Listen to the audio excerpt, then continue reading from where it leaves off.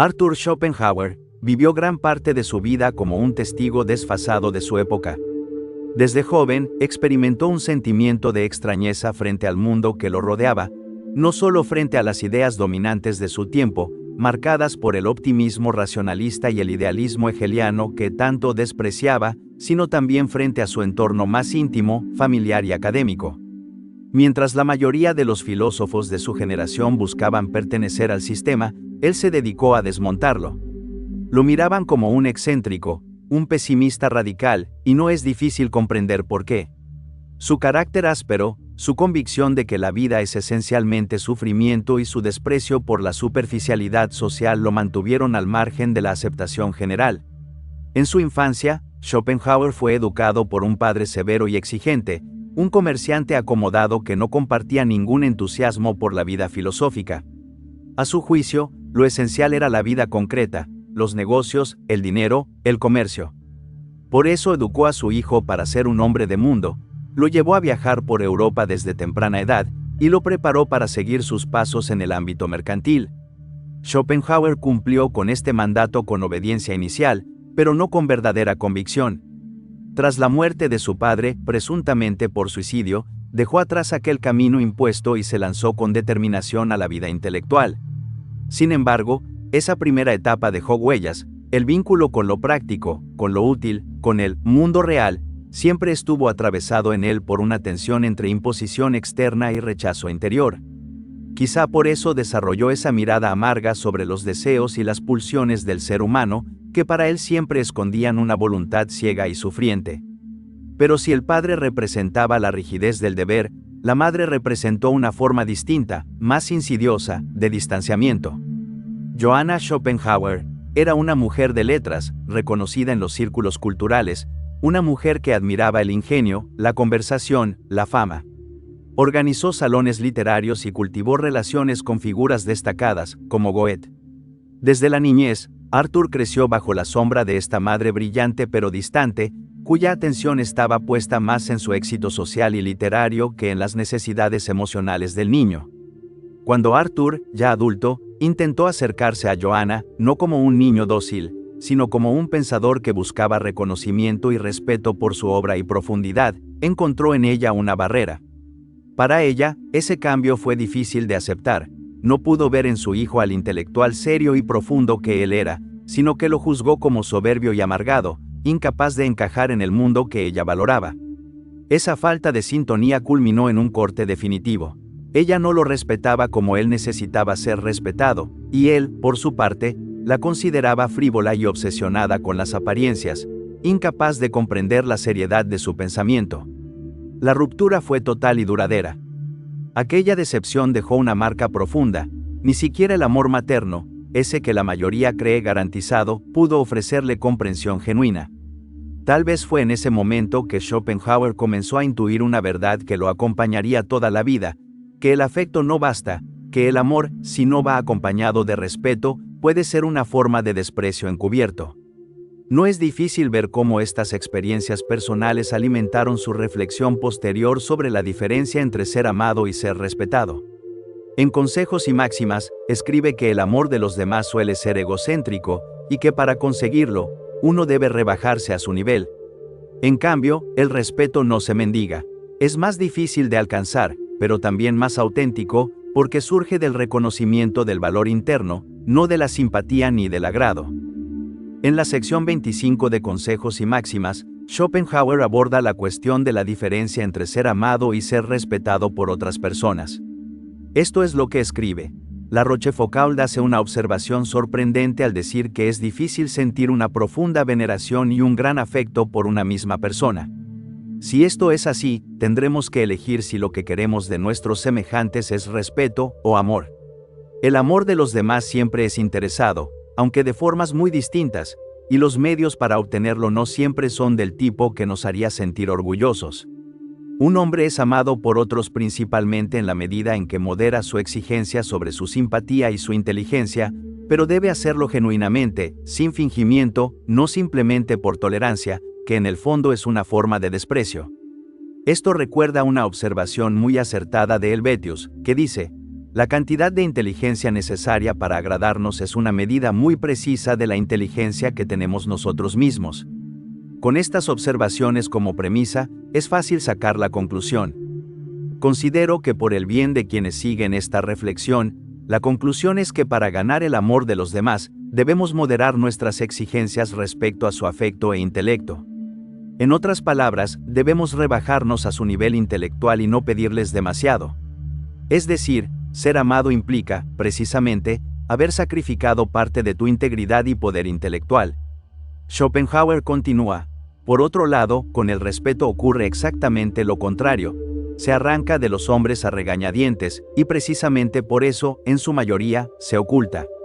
Por ello, en comparación con el amor, el respeto proporciona una satisfacción más auténtica, porque está relacionado con el valor personal, y esto no ocurre directamente con el amor, que es de naturaleza subjetiva, mientras que el respeto es objetivo. Ciertamente, es más útil ser respetado que amado. Aquí vemos un conjunto interesante de contrastes. Hay un punto muy nietzscheano sobre el valor de inspirar una cierta forma de admiración en otras personas a través de la fuerza de tu carácter interior y tu intelecto. Pero este tipo de admiración se extrae de las personas como si exprimieras una esponja, casi contra su voluntad. Tienen que conceder que eres de calidad, que te respetan, pero por eso mismo lo ocultan, no expresan abiertamente esta actitud.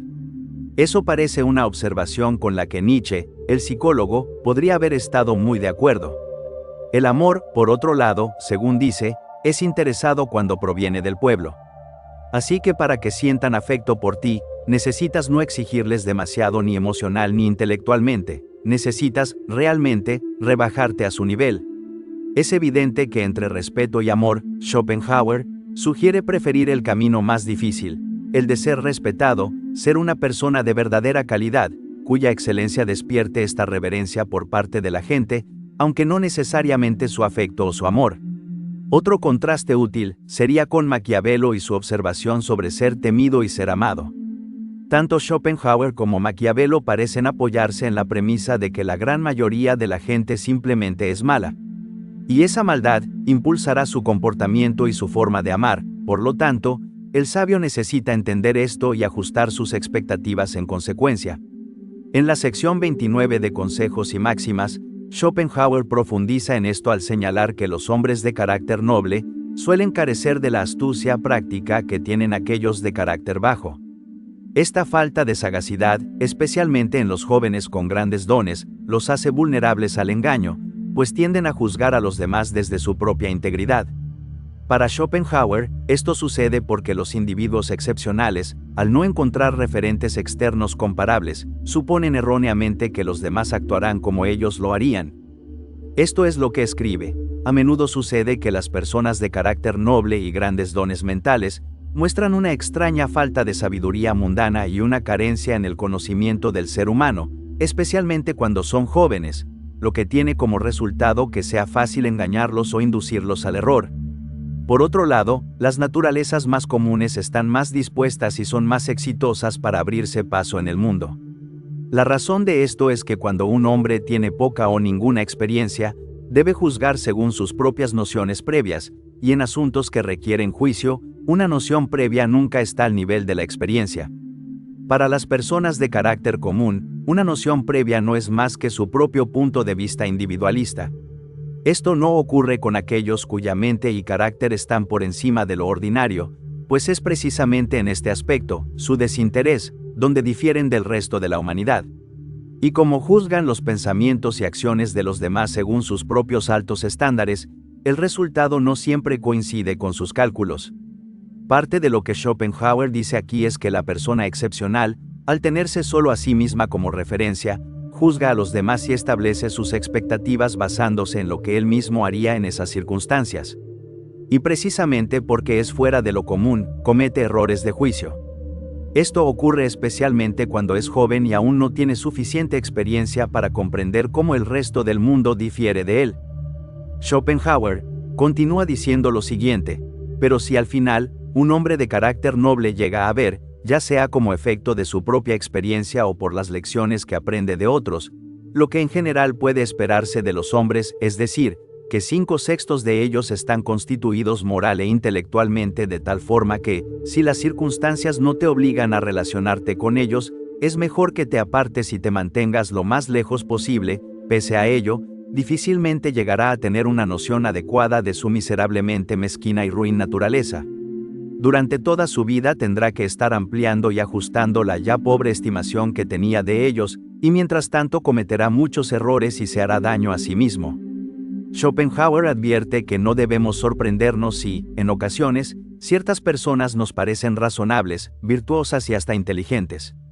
La naturaleza, como los grandes dramaturgos, no presenta a los necios ni a los malvados de forma evidente. No los delata con cuernos ni actitudes groseras desde el inicio. Como Shakespeare, la naturaleza hace que cada personaje parezca coherente en el momento en que se manifiesta, pues cada uno actúa según su ley interna. Por eso, dice, siempre seremos presa de necios y malvados si esperamos que se nos presenten claramente como tales. Añade además la siguiente metáfora: debe tenerse en cuenta que, en tu trato con los demás, las personas son como la luna o como los jorobados, solo te muestran uno de sus lados.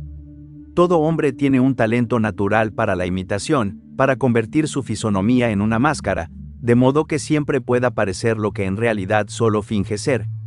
Y como siempre hace sus cálculos dentro de los límites de su naturaleza individual, la apariencia que adopta le encaja con exactitud, y su efecto resulta extremadamente engañoso. Nunca olvides aquel excelente proverbio: no existe perro tan malo que no mueva la cola. En cualquier caso, conviene tener cuidado de no formarse una opinión demasiado favorable de alguien a quien acabas de conocer, porque de lo contrario probablemente te llevarás una decepción, te avergonzarás de ti mismo y quizás hasta sufras algún daño. El pesimista alemán continúa diciendo que existe otro hecho que merece ser mencionado: un hombre revela su carácter precisamente en la forma en que se comporta con las trivialidades, porque es en esos momentos cuando se encuentra desprevenido. Esto a menudo brinda una buena oportunidad para observar el egoísmo ilimitado de su naturaleza y su total falta de consideración por los demás. Y si estos defectos se manifiestan en cosas pequeñas o incluso en su comportamiento general, verás que también están presentes en sus acciones en asuntos importantes, aunque él intente disimularlo. Esta es una oportunidad que no debe desaprovecharse. Si en los pequeños asuntos del día a día, en las trivialidades de la vida, un hombre es desconsiderado y busca solo lo que le resulta ventajoso o conveniente, en perjuicio de los derechos de los demás, si se apropia de lo que pertenece a todos por igual, puedes estar seguro de que no existe justicia en su corazón, y que sería un canalla a gran escala, si no fuera porque la ley y la fuerza lo detienen.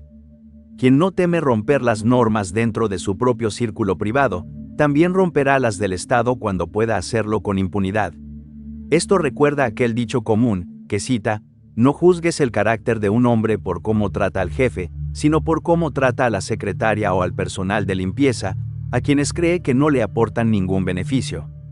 Es al enfrentar este tipo de situaciones, en ambientes casuales y sin presión, cuando se revela la verdadera naturaleza de las personas. Y eso es precisamente lo que Schopenhauer nos señala aquí.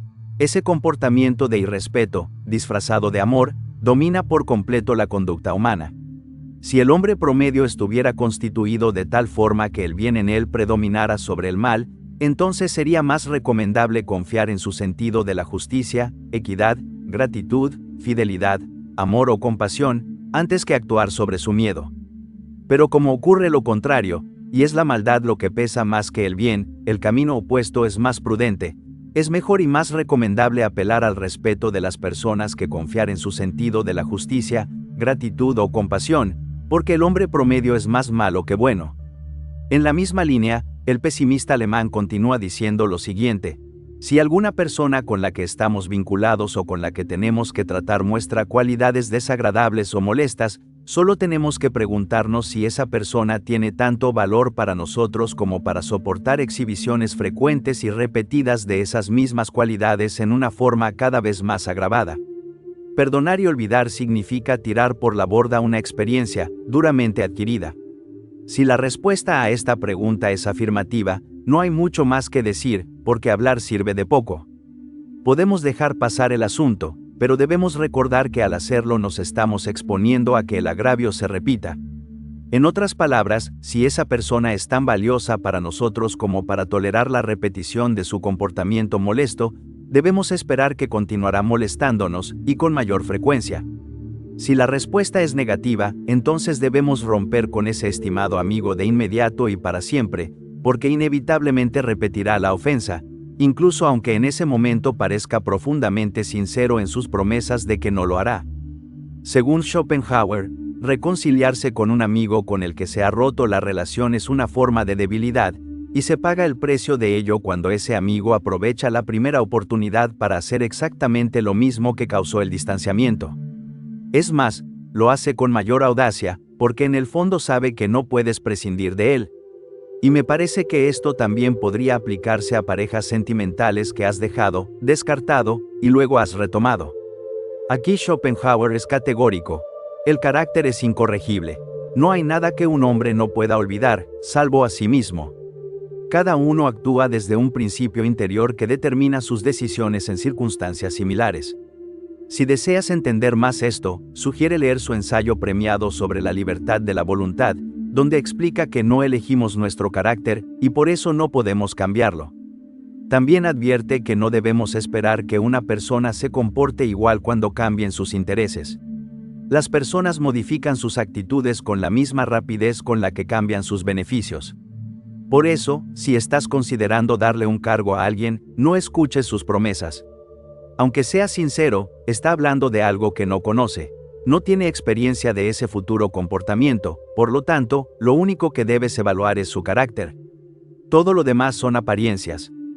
Schopenhauer dice que, si deseas tener una visión clara y profunda sobre los elementos verdaderos pero melancólicos de los que están hechos la mayoría de los hombres, te resultará muy instructivo observar cómo se comportan en las páginas de la literatura como comentario a sus acciones en la vida práctica, y viceversa. La experiencia obtenida de este modo será muy útil para evitar ideas equivocadas, ya sea sobre ti mismo o sobre los demás. Pero si te topas con algún rasgo especialmente vil o estúpido, ya sea en la vida o en la literatura, debes tener cuidado de no dejar que eso te moleste o aflija, sino verlo simplemente como una adición a tu conocimiento, un nuevo dato a tener en cuenta en el estudio del carácter humano. Tu actitud ante esto debe ser un enfoque casi estoico. No dejes que tu tranquilidad y paz mental se vean perturbadas por la maldad, la pereza o el vicio que observes en los hombres. No permitas que, ya sea en la vida o en la literatura, las observaciones que haces te destruyan ni te lancen a una espiral emocional. Por supuesto, existen hechos que son muy excepcionales, y resulta difícil entender cómo surgen o cómo puede haber diferencias tan enormes entre un hombre y otro. Pero, en general, lo que se dijo hace mucho tiempo sigue siendo cierto: en los países salvajes se comen unos a otros. En los países civilizados se engañan unos a otros, y eso es lo que la gente llama el curso del mundo. En esta línea de pensamiento, Maquiavelo aporta una perspectiva que refuerza la preeminencia del respeto sobre el amor en las relaciones humanas, especialmente en la esfera del poder y la política. Este pensador florentino vivió en tiempos turbulentos, donde la lucha por el poder era intensa y constante. Su experiencia directa con intrigas, traiciones y cambios abruptos de fortuna le llevó a comprender que los afectos son pasajeros y que las pasiones humanas cambian con la conveniencia y el interés. En su obra fundamental El Príncipe, Maquiavelo afirma con claridad que es mucho más seguro ser temido que amado, si no se puede ser ambas cosas a la vez. El amor es un sentimiento voluble, frágil y dependiente de intereses que cambian con rapidez. El respeto, en cambio, es un vínculo más estable y efectivo para mantener el orden y asegurar la lealtad. Mientras el amor puede desvanecerse con el tiempo o ante la adversidad, el respeto impone límites claros que previenen la desobediencia y la traición. Tanto Schopenhauer como Maquiavelo coinciden en una verdad sobre la naturaleza humana. El amor de los demás es interesado, frágil y condicionado, mientras que el respeto es difícil de ganar, muchas veces se otorga a regañadientes, pero es la base más sólida para cualquier relación duradera. Perdonar sin criterio ni límites, ignorar las ofensas repetidas o buscar el amor sacrificando la propia integridad es una ingenuidad que abre la puerta al daño permanente y la pérdida de dignidad. Por ello, el sabio debe privilegiar el respeto, porque éste no solo reconoce el valor personal y la fuerza interior, sino que también establece límites que protegen la propia autonomía. Entender que el carácter humano es fijo y que los intereses y pasiones varían rápidamente nos lleva a elegir un camino más complicado, pero también más sólido, el de ser respetados por lo que realmente somos, no por engaños ni por caerle bien a todos. Como aprendemos del pesimista alemán en su obra Parerga y Paralipómena. La amistad verdadera es muy rara, porque lo que generalmente se llama amistad no es más que un intercambio de ventajas y placeres, un contrato tácito en que uno espera del otro lo que desea para sí.